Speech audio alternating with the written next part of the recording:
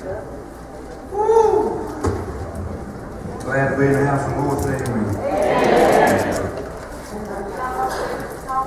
I'm not singing no more. Not today. Not unless the Lord really put on my heart, but He ain't done that. Everybody raise their hands to your feet. Y'all ready? This is my Bible. God's holy word. I'm making a lamp unto my feet. A light unto my path. I'll hide His word in my heart. That I might not sin against God. God bless you. Sound good this morning. Philippians chapter 1. That's where we'll take our text from. That's the Lord bless us on reading the word. Philippians chapter 1. If you have a thought the Lord put on our heart this morning, I'll preach to you for a little bit about that place in between. That place in between.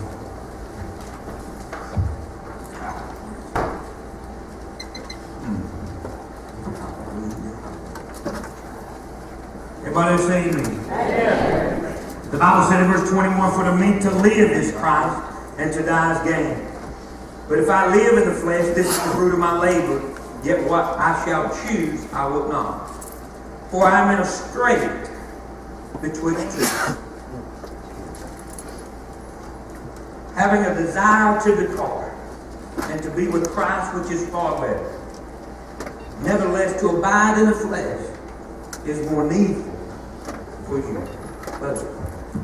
Father, we thank you for the day, God. Father, we thank you for the opportunity we have to come together in your house, God. Father, we thank you for every blessing of life, God. We thank you for the goodness of God in the land of the living, God. Father, we thank you for how you're working and moving, God. Father, we thank you for your presence, in this place today, Father God. Father, we thank you for the word of life, God. Father, I pray this word be lifted off these pages. I pray you transform us with it, God. Sanctify us with that word, because that word is truth, Father God. I pray the Spirit of truth, would lead us and guide us in this house today, Father God. And Father, I pray we could do that which will be pleasing and right and just in your eyes, God. Father, I pray you would speak to us and speak through us, God. Father, give us ears to hear it and a heart to receive it, God. Go ahead and work in a way, God, that only you can work, God. Father, just go ahead and go before your word today, Father God, and prepare us, Father God, as we begin to walk in it, Father God, to search it out, Father God. Father, I pray the riches of the gospel, God, will be lifted up in this house today, Father God. Father, I pray for a sinner that's not saved today, Father God. In the name of Jesus, God, I pray you would reach out with great grace today, Father God, and draw them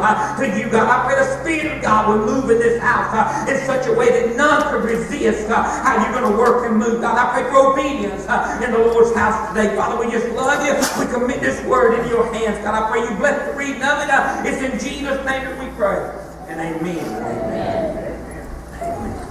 Everybody be seated. The Bible says in verse 21, "For me to live is Christ, and to die is gain. But if I live in the flesh, that is the fruit of my labor. Yet what I shall choose, I would not." As we look in Philippians chapter 1 today, we find the Apostle Paul writing to the church at Philippi. Have you ever noticed, if you've ever traveled very much and you've ever been around very much, have you ever noticed that you always get back from where you're going a lot quicker than you got there? Have you ever noticed that? I remember when I was a little boy and we go on vacation, or maybe we go to the mountain or to the beach, or maybe we go to Disney or wherever we was going. It seemed like a 4-hour trip was a 4-day trip. The anticipation and the excitement of what it was going to be when you got there, it just seemed like it took forever to get there, but no time at all to get back. And I think about that, and I think about where God has us, and I think about what God is doing with us and through us, and I think about how when we're on the journey that God has put us on, the place that we're headed to, the destination that God has for us. Sometimes it feels like it takes forever to get there. Sometimes it feels like we're not going to get there. Sometimes it feels like we're just stuck in a place and we're just spinning our wheels. But I can see how God is working and moving and lining things up and putting all things together. And it's God who needs to be praised. It's God who needs to be glorified. The Apostle Paul was there in a prison in Rome, and he was writing to the church at Philippi, where you see the Apostle Paul had began on this journey several years ago. Back in Acts chapter 9 on the road to Damascus, Jesus had literally come down and met him in the way. And when Jesus met him in the way, Paul's life was drastically changed. If you were to take a minute and look at Paul's life and contrast it with who he was before Jesus and who he was after Jesus, you say, wow, look what the grace of God has done to a man named Saul of Tarsus, who became Paul, the apostle of the Lord Jesus Christ. When you look about the before and the after, and you see that before he was a persecutor and a killer of Christians, that God had a greater purpose in his life. Before, my friend, he was a zealot for the law. He was a Pharisee, a Hebrew of Hebrews, the Bible says. But God had a greater purpose for his life. Before, he held the cloaks of those who stoned Stephen, but God had a greater purpose for his life. Before, my friend, he was there and he was hunting them down and he was killing them. But God had a greater purpose for his life, and that purpose began on the road to Damascus. And I need to tell somebody today that you may be going the way you want to go, and you may be hell-bent in the direction that you're going in, but I promise you that if you keep going in that direction with no thought of God and eternity, that Jesus will meet you in the way, pray God. Jesus will rest you on the road to Damascus, pray God. Jesus will come down in such a way as to cause you to be blind and crying out for help, pray God. There's hope in the house of the Lord this morning, because even the vilest of sinners can be saved, because if God can save Saul of Tarsus, if God can save and wash his sins away, if God can write his name in the Lamb's Book of Life, if God can save an old wretched sinner like me, then that means that there's nothing impossible with God, and God can save you if you would be saved. Praise God. I can save you in this house today. Oh, what a journey it's been for Paul. What a journey it's been. Listen to me, Paul is there in prison in Rome. He's writing this letter back to the church at Philippi. But Paul has been able to be used by God in many places and in many ways, more so than anyone that I can find in the New Testament, my friend, because Paul was able to be used by God. He was able to change with his circumstances and his situation. He was able to fit over here and fit over there and fit in here, pray God, and not lose his identity in Jesus Christ. Listen to me, Paul was the apostle to the Gentiles. He was able to preach to people and speak to people and win the lost to Christ from people who didn't look like him and talk like him and act like him and eat like him and live like him. Praise God, he could go into any city, the Greeks, the barbarians, the heathen nations, and preach unto them Jesus Christ, crucified, risen, and coming in the clouds of glory, and multitudes got saved. Praise God. He started church after church after church, indoctrinated them with Christian theology. And yes, Paul was the man in the New Testament. Amen. The Apostle Paul. And Paul comes to this place in a Roman, listen to me, he's appeared before governors and kings, and he's about to appear before the Roman Emperor Caesar, because God can use Paul no matter where he's at. Doesn't matter where he's at. Listen to me, it's Paul who said in 1 Corinthians chapter 9, when he wrote the letter to the church at Corinth, he said, as free, I am free from all men. He said, but I make myself a servant unto all men, that I might gain the more. He said, to the Jews, I became as a Jew, that I might win the Jews. He said, to those that were under the law, as under the law, I became as one that was under the law, that I might win those that were under the law, or gain those that were under the law. He said, to those that were without the law, he said, I became as one that was without the law, that I might gain more.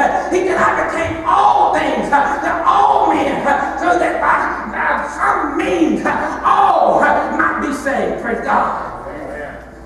He said that some of these would be saved. He said, I became all things to all men. Listen to me. The reason God ain't enlarged your territory, Jabez, is because you can't be all things to all men. It's because you can't fit where God wants you to fit. Do you know that oftentimes God will test you with the people in a place to determine whether or not you're going to be able to do what He's called you to do in that place, to minister in that place. But too many times when God opens up a door, we say, I ain't going there, I ain't helping them, I'm not going to do that. Listen to me, my friend, you got to get out of that easy place. You got to get out of that comfortable place, praise God. You got to get out of that place, praise God, that you've been in for so long that keeps you from walking through the open door that God has set before you. If you're going to work and serve the Lord and you're going to be all things to all men, that some might be saved, praise God, you got to go and you got to go by faith, praise God. You got to go by faith. Listen to me. The Apostle Paul could be all things to all men. All things. Praise God, it didn't matter where he was at. The problem today for so many people, my friend, is they can't lay down a critical spirit and a judgmental attitude and prejudice and racism, praise God, in order to be all things to all men. They can't do it. They can't get over themselves in order to be able to minister in Jesus' name. So that anybody, whosoever will call upon the name of the Lord, shall be saved. Listen to me. Somebody else is going to get your blessing. Somebody else is going to get your reward. Because you won't do what it is that God has called you to do. And I'm telling you right now, opportunity is passing you by, praise God. You got to step out, praise God. You got to believe for what God is able to do. Paul said here in Philippians 1 and 21, he said, for to me, you know what he said? He said, ask for me. Ask for me. He said, I can't speak for you. I can't make you do. I can't change your mind. I can't get you up. I can't make you walk by faith. I can't cause you to witness. I can't do it for you. He said, but ask for me. Oh, God. He said, ask for me. To live is Christ, and to die is gain. He said, ask for me. Listen to me, to live. Listen to that little word is in your Bible. My Bible is italicized. You know what that means? That means it was not in the original text, in the original transcript. It really literally means, as Paul said, ask for me to live Christ, to die gain. To live Christ. He said, if I'm going to live for God, I got to live Christ. Not for me to live as Christ, but to live Christ. How many of you live Christ? Paul said, as for me, I got to live Christ. He said, I got to be the hands and the feet and the word and the heart of Christ to whoever I meet. I got to be bread to the hungry. I got to be water to the thirsty. I got to be clothes to the naked. I got to be a help to the helpless and a hope to the hopeless. I got to be a shelter and a refuge for the outcast and the homeless, praise God. He said, I got to be the love to the unloved. He said, I got to be acceptance to those who are put out and unaccepted. Paul said, I got to be a friend to the sinners because as for me to live Christ. He said, I can't do it no other way. He said, I don't know no other way. He said, because when Jesus met me on the road to Damascus, I stopped living Paul. I stopped living Saul of Tarsus, and I started living Christ.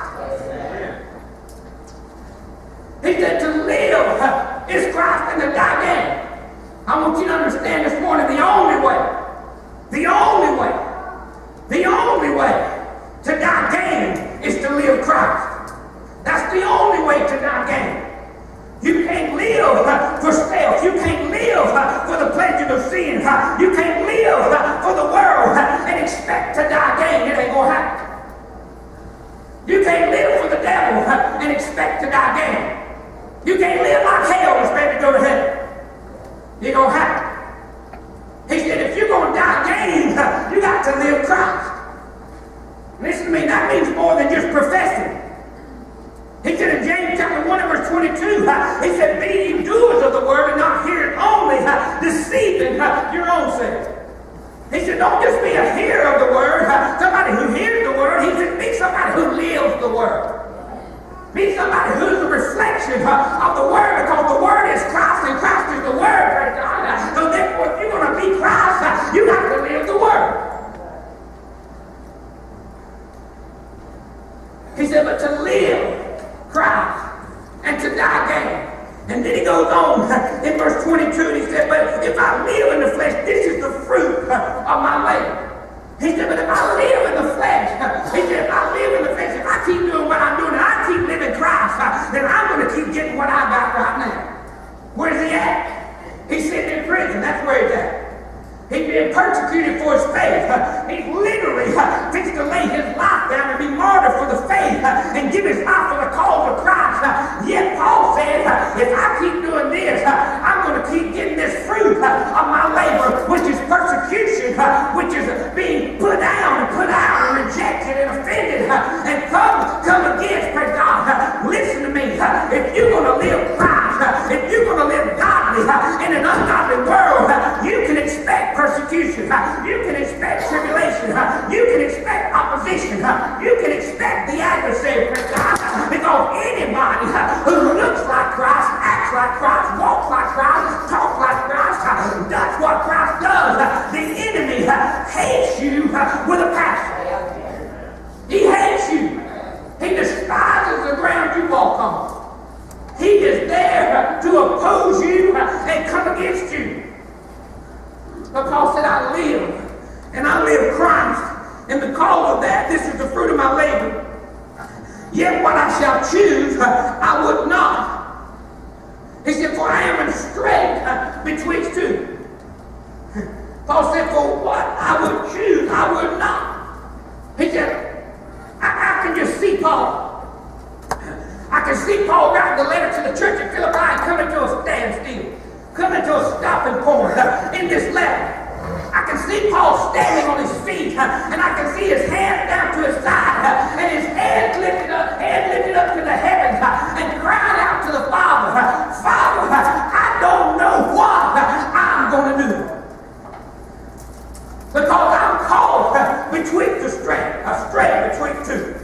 He said, I'm caught in a place, God, where I don't know the choice or the decision that I need to make. He said, I'm caught in a place of in between, a place of where I started and a place of where I'll finish, a place between justification and a place between glorification. Praise God. He said, I'm caught up in the middle of this thing and I don't know what to do. Have you ever felt the burden of a choice, the burden of a decision? Have you ever felt that kind of burden? Has it ever weighed on you so much constantly so that you got to a place where you just said, God, I don't know what to do.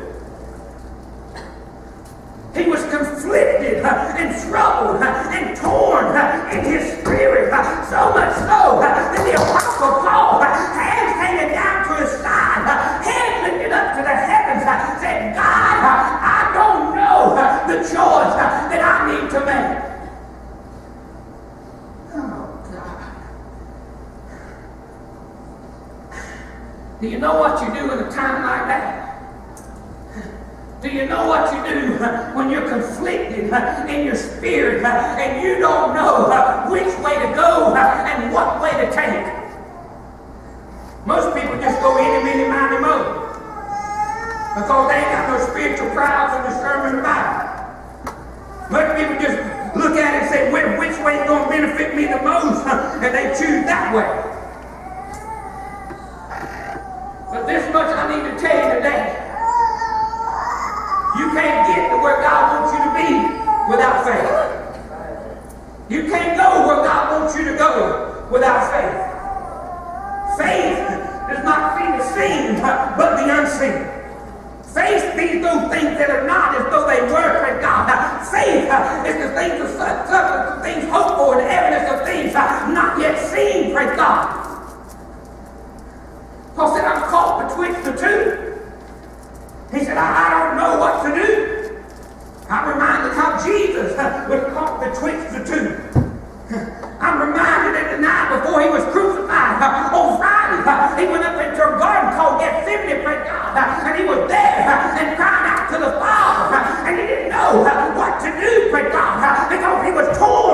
between laying his life down for the sins of the world and saving himself.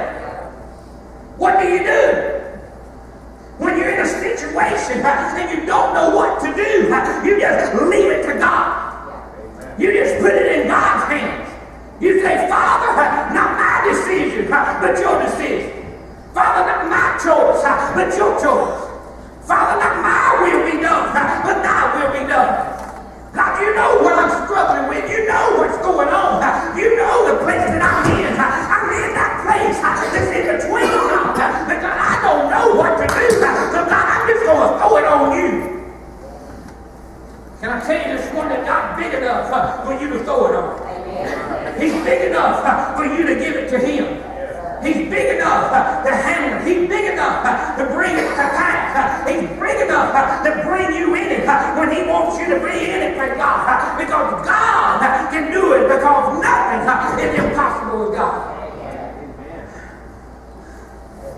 Probably a key verse in this letter that Paul writes to the Philippian church is found in chapter 3 and verse 13. Paul said, I count not myself to have apprehended. He said, but this one thing I do. He said, forgetting those things which are behind and reaching for those things which are before. Listen to me, whenever we hear that verse, we hone in. We hone in because we want to forget those things which are behind. And we want to reach for those things which are before. But God would not have us to miss the first part of that verse. Brother, I count not myself to have apprehended. You know what Paul's saying? Not just for the church at Philippi, not just for those that are there in that body of Christ, but for everybody through the angels of time to pick up and look at the words of this man, Paul, who appeared to have it all together, who appeared to be so strong in the faith, doing great things for God, but yet Paul was in a place caught up betwixt two, praise God, where he didn't know what to do. And the Bible says, he said, I count not myself to have apprehended. He said, I ain't got it. He said, I ain't going to tell you I got it when I ain't got it. He said, I ain't going to act like I got it when I ain't got it. He said, because I ain't apprehended it yet. He said, I'm still reaching for it. He said, I ain't going to act like I am when I ain't. He said, I ain't going to act like I have when I haven't. He said, I'm going to be honest with you. I'm going to be smoking honest with you this morning. Because if Paul can admit that he didn't have it all together, then the only way that you and I are going to get to where God wants us to be is for us to humble ourselves and admit like Paul did, I count not myself to have apprehended. I ain't got it all figured out. Amen. I ain't got it all laid out on paper with detail. I don't understand it all.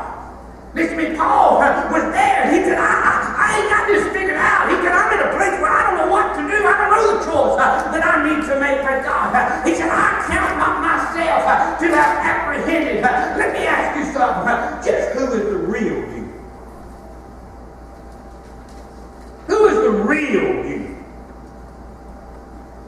I'm talking about when you take off your wig and you lay down your weave and you take off your makeup and you lay down your religious coat and you take off your religious hat and your religious shoes and you take down your holy hair. Just tell me, when you take away the praise the Lord and the hallelujah, just who really are you?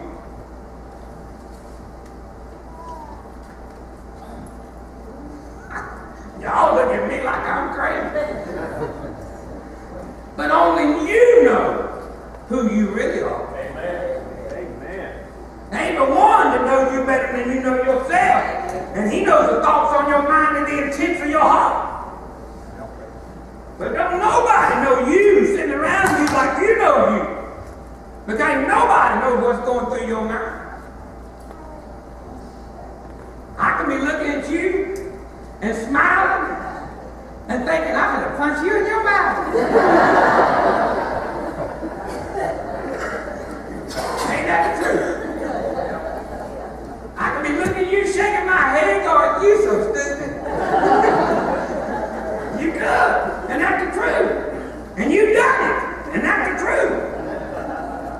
You got to be honest about this thing.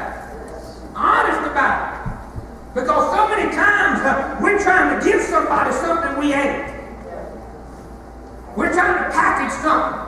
We're trying to present something. We're trying to market something. We're trying to advertise something so that people will think we are something that we're not. Because we can't be honest with everybody else because we ain't never really got honest with ourselves. I wish I could speak to some young minds today. Because you ain't got to advertise. You ain't got, God already loves you and He already accepted you because He sent His Son, Jesus Christ, to lay down His life on an already cross, and He declares you loved and accepted, praise God. You ain't got to market it. You ain't got to sell it, praise God. He already declares you holy, righteous, and redeemed because of your faith in Jesus Christ. Every once in a while, somebody will come out of the store and they'll drop off a resume. And you ever read somebody's resume? Some man dropped one off about a month ago. Dropped off a resume. You ever read somebody's resume? You know what you find on the resume? You find all the good things they've done. Yeah. You find all the accomplishments and all the successes and all the great things they've done. And they list them all. Oh, they're going to tell you all about them because they're trying to promote themselves, they're trying to sell themselves, and they ain't going to tell you that they're a maniac, really. They ain't going to tell you they're crazy. They ain't going to tell you they're jacked up, where they've been, all the mistakes and the failures and all the things they've done. They're going to tell you they made it to the top of the ladder in their company, in their corporation, but they ain't going to tell you, my friend, how many they had to lie on and lie over to get there. They ain't going to tell you all that. I'm going to tell you something. Have you ever considered that you got gypped the day you got married and stood at the altar? Have you ever considered that?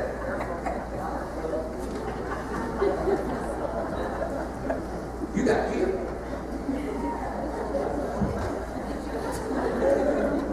You got gypped.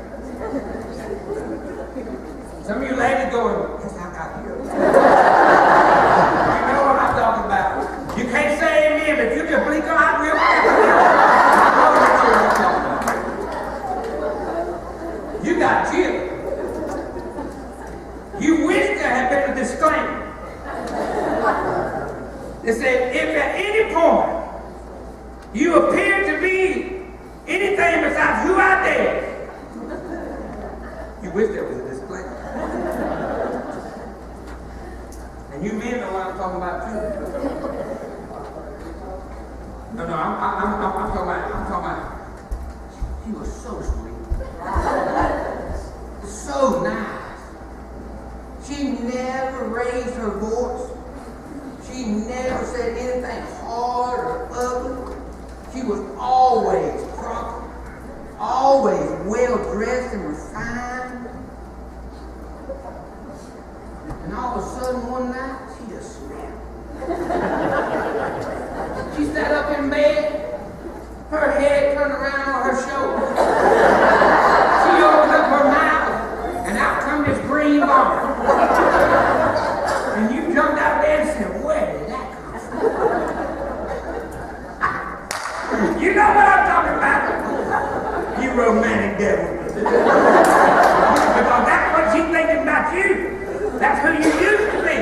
You used to tell her how beautiful she was. You used to want to hold her hand all the time. You used to want to tell her how you want to sit under the moon and watch the stars. You used to sing to her in the darkness of the night, praise God. But now look at it. That's the way it is a lot of times. All of a sudden you got the real you. You got the real you. You didn't get the one that you were dating. You didn't get the one on the resume. You didn't get the one on the internet. Oh, you doing that internet thing, that's for you. You didn't get that one. You got the real one. And here's Paul. And he said, I count on myself to have apprehended. He said, I want to know. He said, I need to be real with you. He said, I want you to understand that I didn't come to this way, all this way by myself. I didn't get this far on my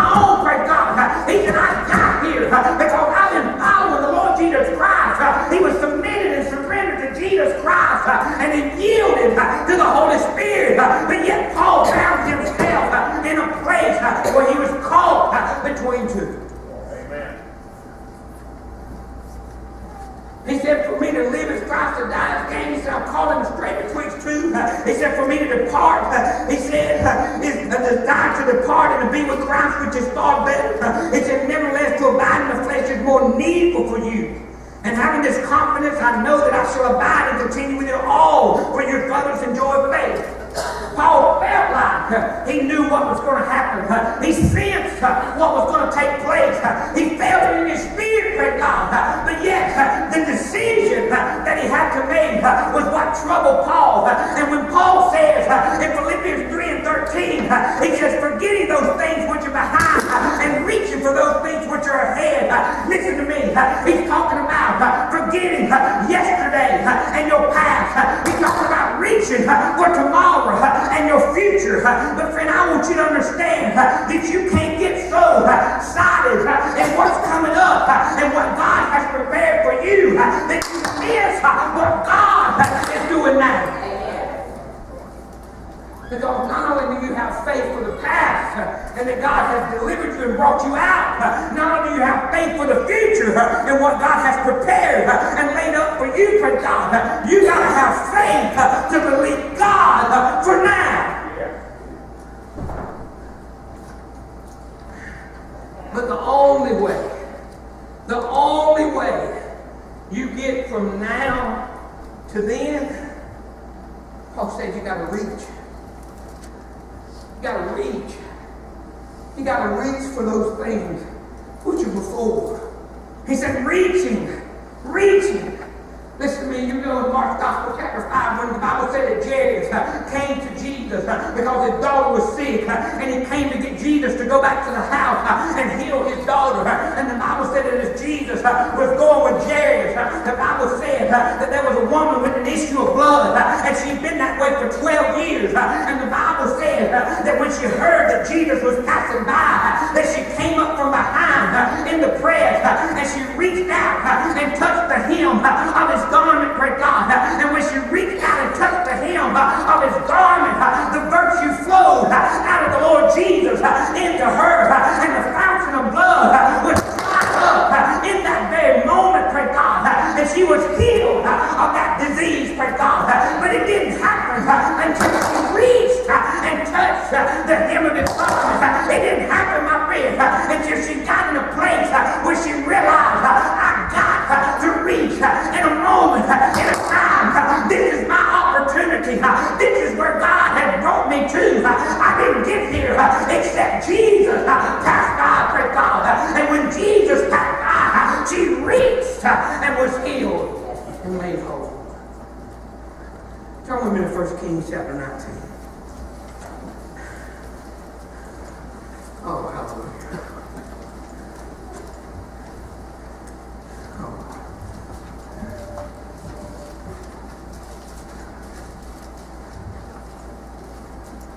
You know, sometimes it's hard.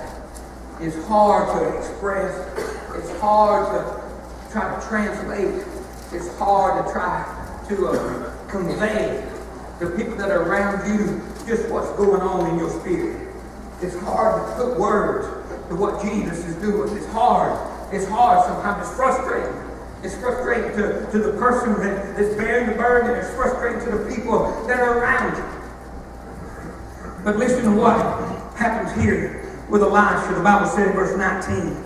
So he departed thence and found Elisha the son of Shaphat and was plying with 12 yoke of oxen before him, and he was the 12th.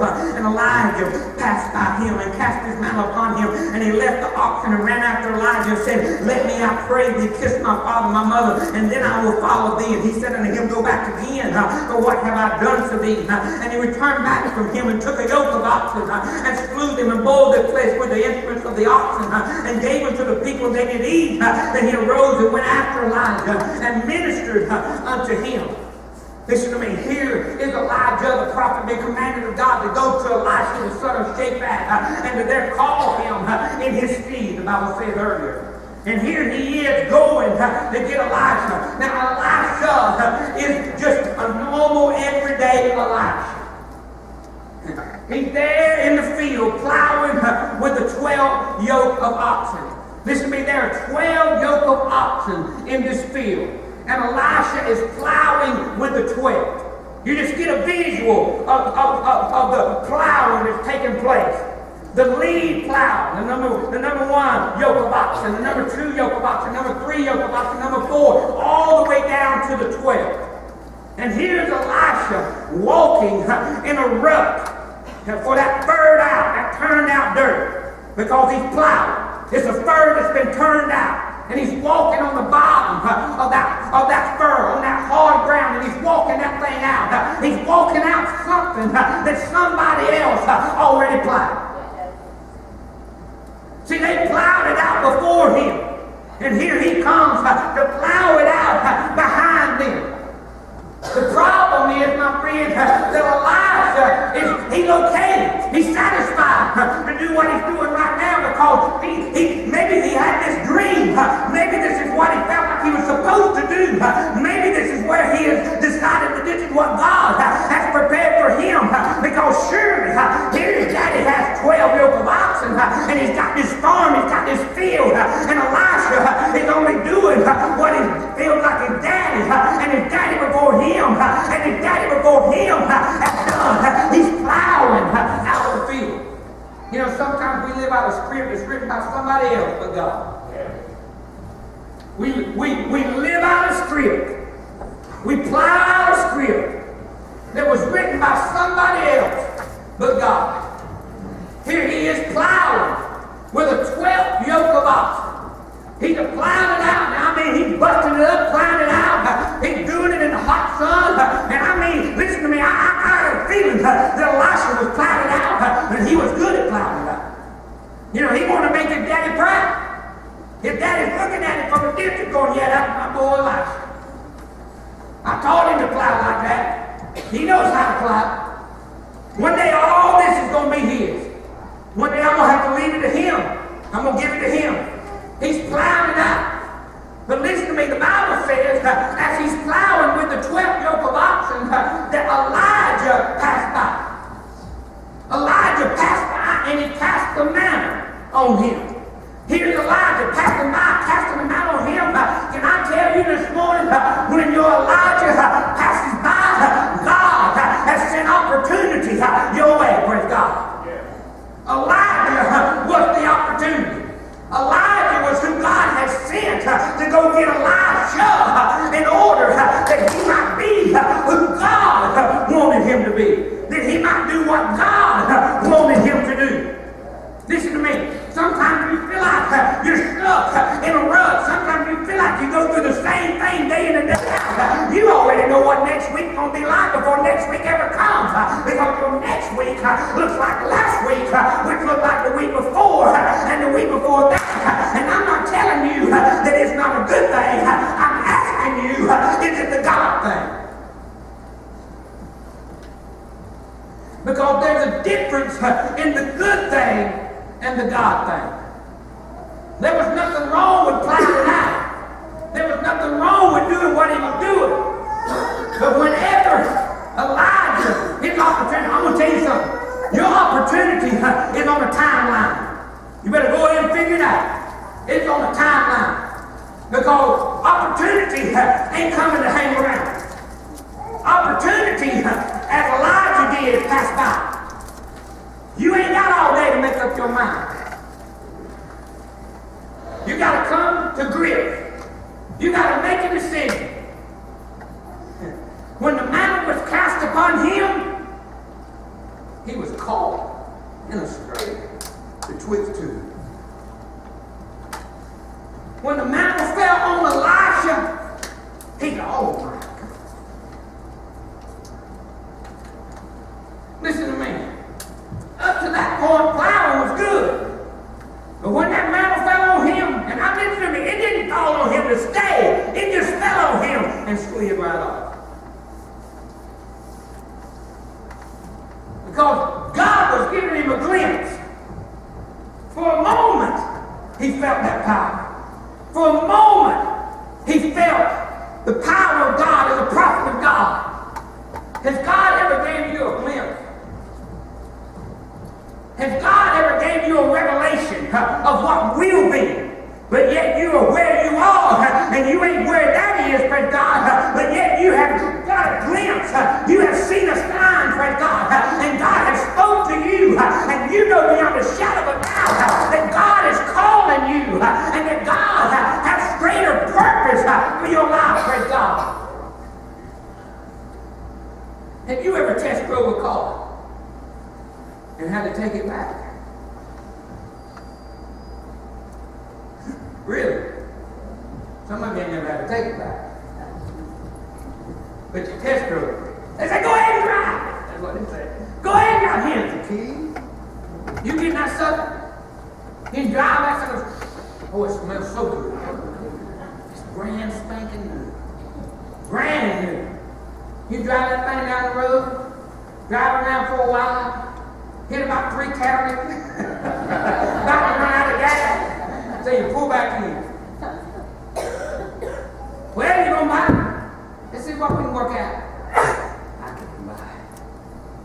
I'm going to have to leave you. But you walk away from that place, going, one day, I'm going to have me a car like that. Amen. One day, I'm going to drive that thing, and I ain't going to have to take it back. One day, that thing's going to be mine. When that thing hit Elisha and slid off of him, it was life-changing. When Elisha got that glimpse, when he saw that sign, the lights come on in Elisha's life.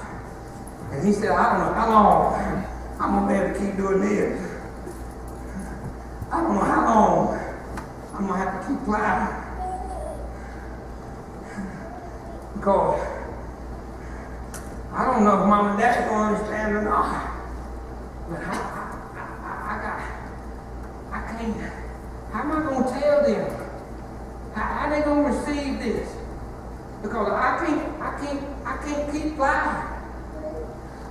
Because when that man hit Elisha, it stirred up in his spirit so much so, Elisha come to a place where he said, I don't know when it's going to be and I don't know how it's going to be, but I'm going to have to tell Daddy, I got to go with the man of God. And I'm not going to be able to farm this farm. I'm not going to be able to take these 12 yoke of oxen. I don't know what you're going to do, Daddy, but I got to go where God leads me to go. I got to do what God has called me to do. Listen to me. The Bible said Elisha, here in verse 21, he said, and he left the oxen and he ran after Elijah. He left the oxen. He left the oxen. You know what that tells me? That tells me you can't fly and walk out what God wants for you.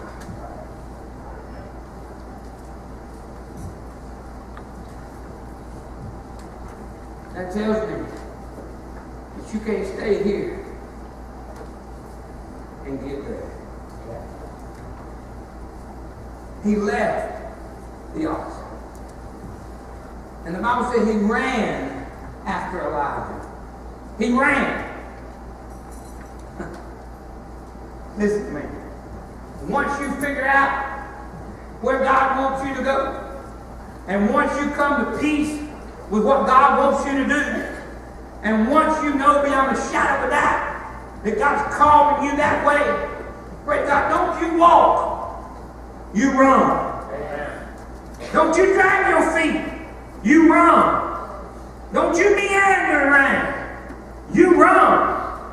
He ran after Elijah. He ran after the future that God had for him. He ran after the calling of God that was on his life. Listen to me. He got a revelation from God. And revelation will always bring separation. You say, preacher, what are you saying? Because he told Jeremiah when he was in the womb, he said, I knew you before I formed you in the womb, before I brought you out of your mama's womb. He said, I sanctified you. You know what what that word sanctified means? It means to be set apart.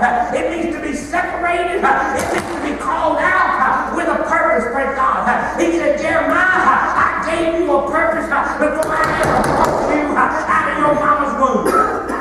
He said, I purposed it in you. He said, that's why you were born to whom you were born, at the time that you were born, to the people that you were born in the nation, and in the era that you're in, God, because I brought you to this place.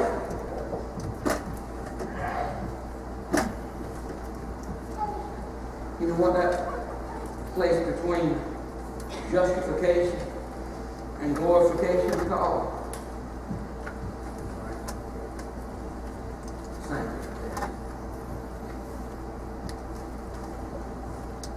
It's that place where God separates you, where God draws you away, where God sanctifies you. And if you really want to know what God's purpose and plan is for your life, then don't look at me and say, I'm 80 years old and God doesn't forget all that. God ain't forget about that. God ain't forget about that. It comes through the Word and the Spirit. Because Jesus says, sanctify us with our Word and with our Spirit. If you really want to know what God's plan and purpose is, He'll speak to you through His Word. And He'll lead you through His Spirit.